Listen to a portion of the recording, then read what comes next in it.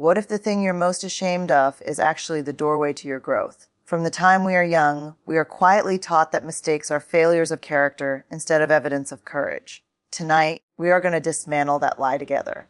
Because the truth is this: the people who live the fullest lives are not the ones who avoid falling.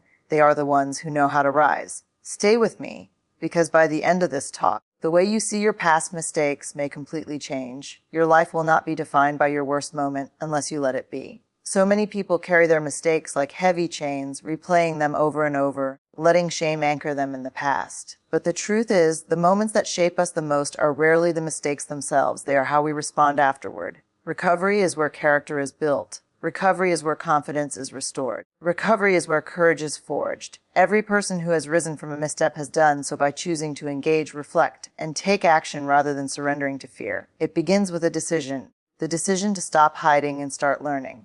To stop replaying the story of failure and start writing the story of growth. To move forward with the wisdom gained from experience, rather than staying stuck in regret. The people who rise strongest are not those who never fail. They are those who understand that mistakes are not the end of the journey, but part of the journey.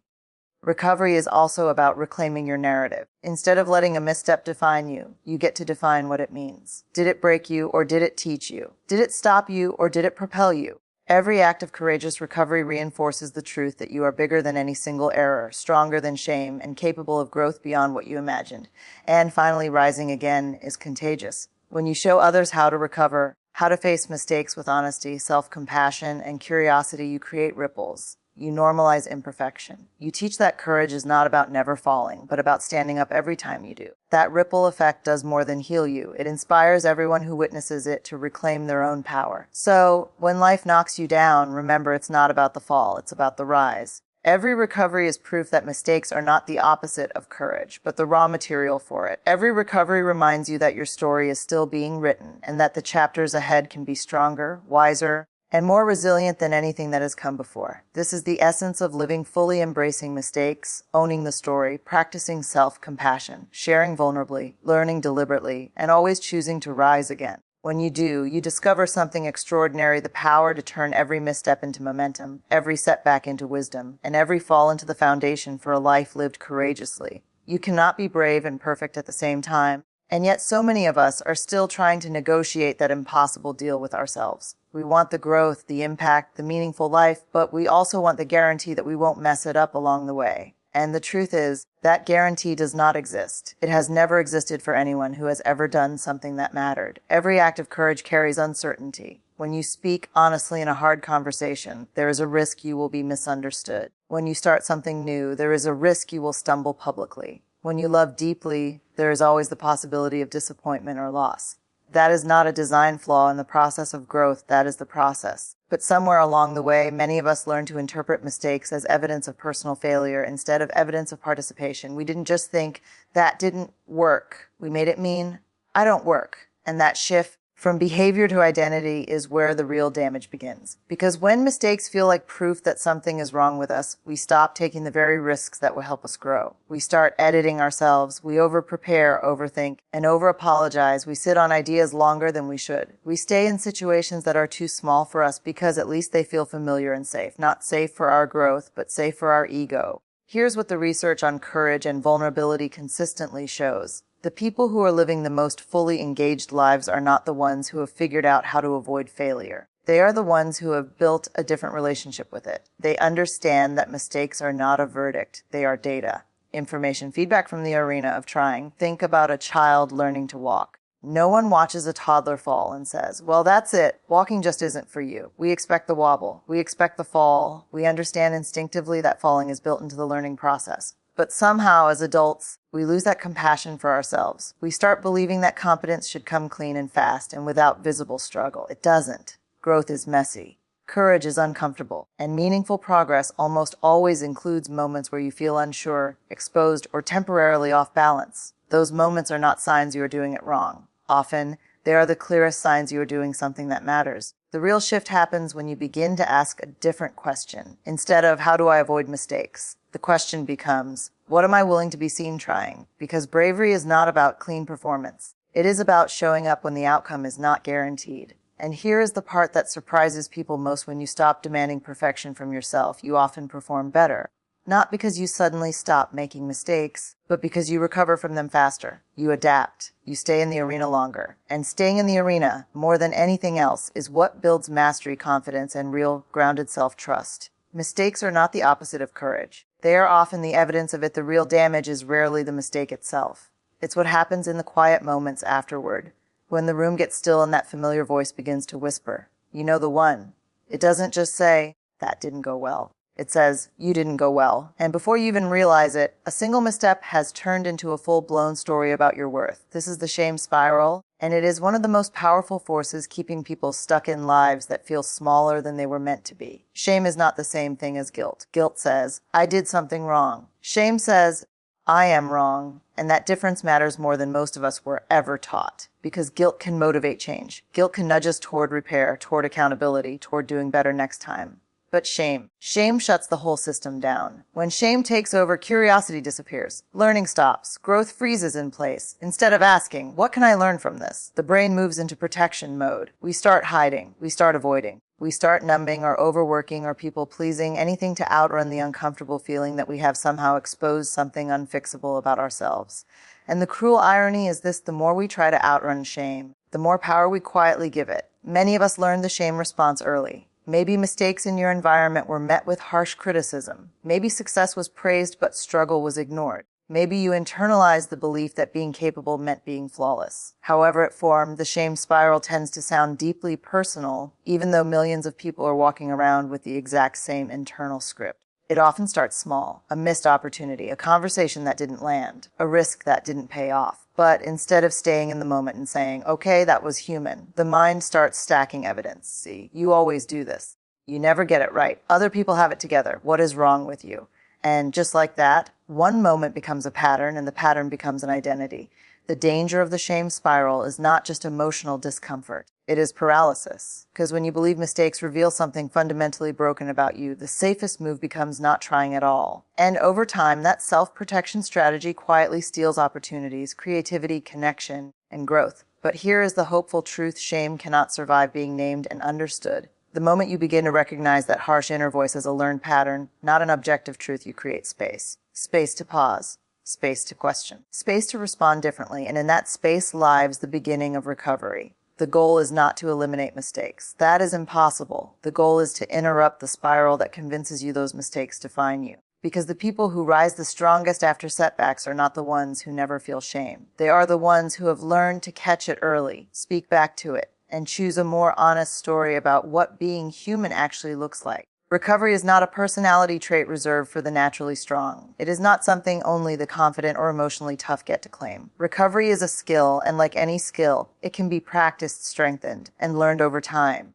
But many of us were never taught how. Instead, we were taught two extremes: either power through and pretend nothing happened, or collapse into self-blame and stay stuck there. Neither of those builds resilience. One buries the lesson. The other buries the person. Real recovery lies somewhere in the middle, and it follows a pattern that is far more teachable than most people realize. The first part of recovery is awareness. You cannot recover from something you refuse to acknowledge. This sounds simple, but it is often the hardest step.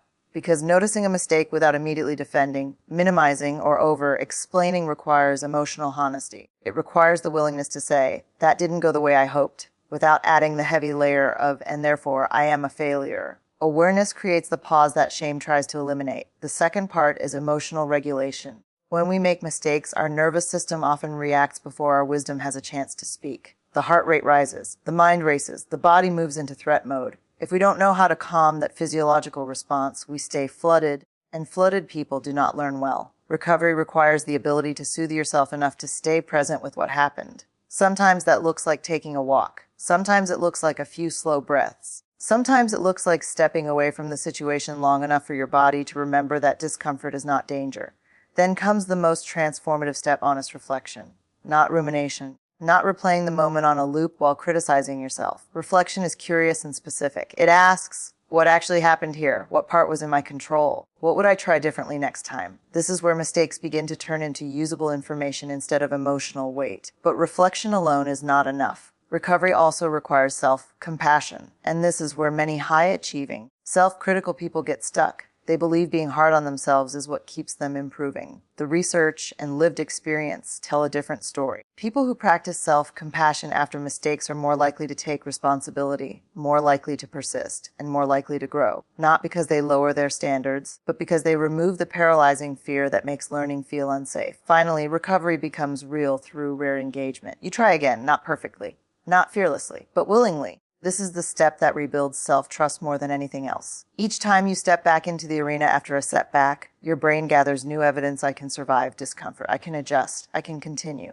Over time, something powerful begins to happen. The gap between falling and rising gets shorter. The emotional sting becomes more manageable. The fear of mistakes loosens its grip, not because life gets easier, but because you get more practiced at coming back. Recovery is not about bouncing back to who you were before the mistake. It is about integrating what happened and moving forward wiser, steadier, and more self-aware than you were before. And the beautiful, freeing truth is this: no matter how many times you have fallen in the past, the skill of rising again is still fully available to you. The moment you decide to own your story, something quiet but powerful begins to shift inside you. Because as long as you are running from your mistakes, minimizing them, blaming others for them, or burying them under layers of avoidance, they continue to hold energy over you. Not because they are bigger than you, but because unknown stories always have a way of resurfacing.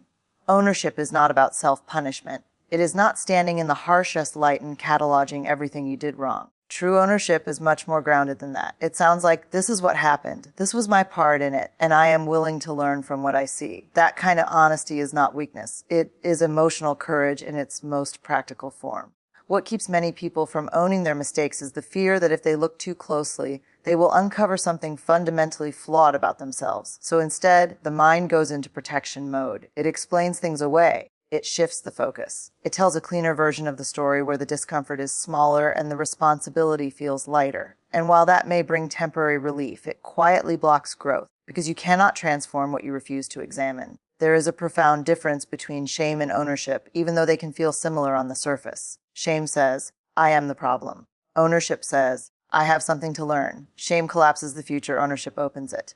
When you move into ownership, the mistake stops being a dead end and starts becoming information specific, useful information that helps you make more aligned choices next time. One of the most powerful shifts you can make is moving from judgment to curiosity. Instead of asking, why do I always mess things up? Try asking, what was happening for me in that moment? That question alone changes the emotional temperature. Curiosity keeps your nervous system engaged instead of threatened. It keeps you in learning mode instead of defense mode. Maybe you were overwhelmed and didn't recognize the signs. Maybe you were trying to please everyone in the room and lost your own clarity. Maybe you moved too fast because you were afraid the opportunity would disappear. When you get specific, the mistake stops being a global indictment of your character and starts revealing patterns you can actually work with. Ownership also builds something many people are quietly hungry for: self-trust. Because every time you face something honestly, without collapsing into shame or escaping into denial, you send your brain a powerful message: I can handle the truth about my own life. And that message becomes the foundation of real confidence. Not the brittle kind that depends on always getting it right, but the grounded kind that knows it can recover, adjust, and keep moving. And here is the unexpected freedom in all of this: when you own your story, you also get to rewrite your relationship with it. The past event does not change, but the meaning you make from it absolutely can. What once felt like proof of inadequacy can become evidence of growth and progress. The people who experience the deepest transformation are rarely the ones with the cleanest records. They are the ones who stopped running long enough to listen to what their mistakes were trying to teach them, and were brave enough to use that wisdom to move forward differently. Beating yourself up after a mistake is one of the most common traps we fall into, and yet it does not make you better. It keeps you stuck. Most of us think that if we just punish ourselves enough, if we just dwell on the failure long enough, we will somehow magically become more competent, more careful, or more disciplined. The problem is that this approach is exhausting, ineffective, and actually slows down recovery. Self-criticism creates fear, and fear rarely leads to learning. What it leads to is hiding, avoidance, and paralysis. Self-compassion, on the other hand, is not indulgence or letting yourself off the hook. It is the practice of speaking to yourself with the same kindness, curiosity, and understanding that you would offer to a friend who just stumbled. When you get clear on the difference, it becomes a radical act of courage, because it requires you to face your own imperfections without collapsing into self-shame. It requires you to acknowledge that you are human, and in doing so, grants you permission to move forward with clarity and resilience. Think about what happens when a toddler falls while learning to walk. No parent shouts, "You're terrible at this." They bend down, offer support, sometimes give a gentle laugh, and encourage the child to try again. That is how learning is meant to happen. Now imagine if we could treat ourselves the same way when we fall as adults. The energy shifts, the nervous system calms, the fear that keeps you stuck begins to dissolve, and space opens up for reflection and growth. Self-compassion allows us to separate our identity from our mistakes. When you fail, it does not mean you are a failure. You are a human being who tried, and trying sometimes comes with errors. That shift in perspective, realizing that mistakes are experiences and not verdicts on your worth, is profoundly freeing. It gives you the courage to risk again, to try differently, and to keep building the skills you need to succeed. Moreover, self-compassion strengthens emotional resilience. When you approach mistakes with understanding rather than judgment, you are able to stay present with discomfort instead of numbing it or avoiding it. You notice what went wrong, assess it honestly, and make decisions that move you forward instead of holding you hostage in shame. Every time you practice self-compassion, you are rewiring your brain to handle setbacks with balance rather than fear, which dramatically accelerates recovery. The people who recover most effectively from mistakes are rarely those who are perfect. They are the ones who are kind to themselves in the process. They understand that courage and growth are inseparable from imperfection. They allow themselves to stumble, to pause, and to reflect without believing that their worth is tied to flawless execution. In this way, self-compassion becomes not only a tool for healing, but a superpower for living fully. The most beautiful part of self-compassion is that it is always available. No matter how many mistakes you've made in the past, or how loudly that inner critic speaks, you can choose a kinder, wiser, and more courageous response to yourself right now. That choice is the difference between lingering in regret and using mistakes as the raw material for growth. Vulnerability is often misunderstood as weakness, but in reality, it is the fastest path to emotional recovery and personal growth. When we make mistakes, our first instinct is often to hide, to avoid being seen in our imperfect, messy state. But hiding keeps the weight of our errors heavy. The moment we allow ourselves to be seen, to speak our truth about what happened, and to share it with people who are safe and supportive, we activate a powerful healing process. Vulnerability does not erase the mistake, but it changes how we experience it.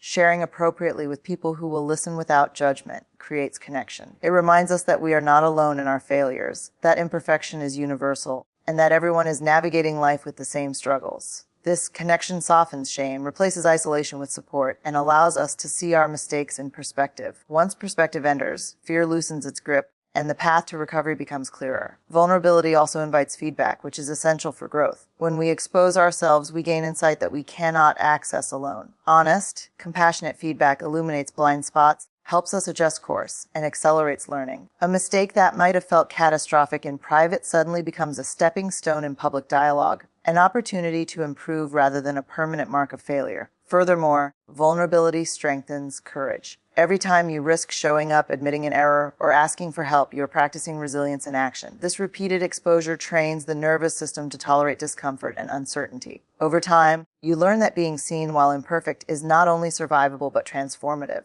Another profound aspect of vulnerability is authenticity. When we stop hiding our mistakes, we align more fully with our true selves. Authenticity fosters trust, both in ourselves and with others, and creates a foundation for meaningful relationships. People who recover well from setbacks are rarely those who hide. They are those who are willing to be real, to acknowledge their humanity, and to let others witness the process. Vulnerability also reframes the narrative of failure. Instead of seeing mistakes as proof of inadequacy, we start to view them as shared human experiences, data points that inform our next steps. This mindset reduces shame, increases learning, and strengthens the courage to try again. Ultimately, vulnerability is not optional if we want recovery that is deep and lasting. It is the bridge between error and understanding, between isolation and connection, between shame and growth. It transforms mistakes from moments of fear into opportunities for insight, empathy, and resilience. Every time we allow ourselves to be vulnerable, we shorten the distance between falling and rising, and we build the emotional intelligence required to navigate life's inevitable challenges with strength, grace, and courage. The question is never, did you fall? The question that matters is,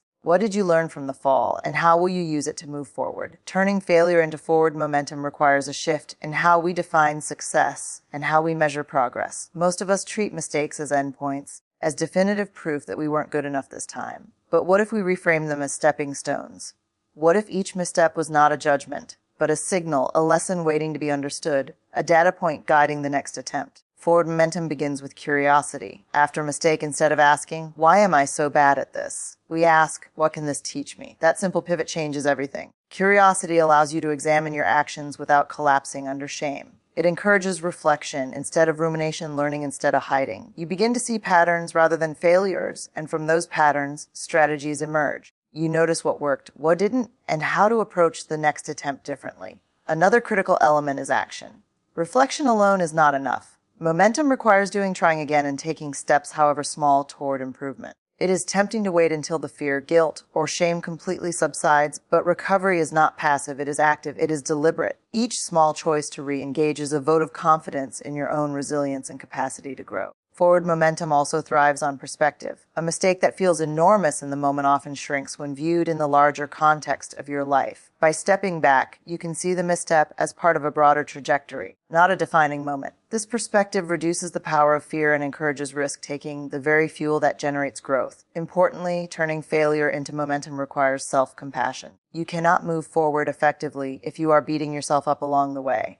Kindness toward yourself after setbacks fuels energy, creativity, and courage. It allows you to keep showing up even when the results aren't perfect. It transforms the emotional cost of mistakes into a manageable, even motivating experience. Finally, momentum is built through consistency. Recovery is not a one-time event, it is a pattern. The more you practice rising, reflecting, and re-engaging, the stronger your capacity becomes. The falls do not disappear, but the recovery becomes quicker, more confident, and more resilient. Over time, you create a rhythm: stumble, learn, act, repeat, and that rhythm is what builds expertise, character, and a life defined not by perfection, but by growth. Mistakes, when processed with curiosity, action, perspective, self-compassion, and consistency, cease to be stumbling blocks. They become engines for forward motion, proving that failure is not the enemy of progress, it is the most reliable teacher of it.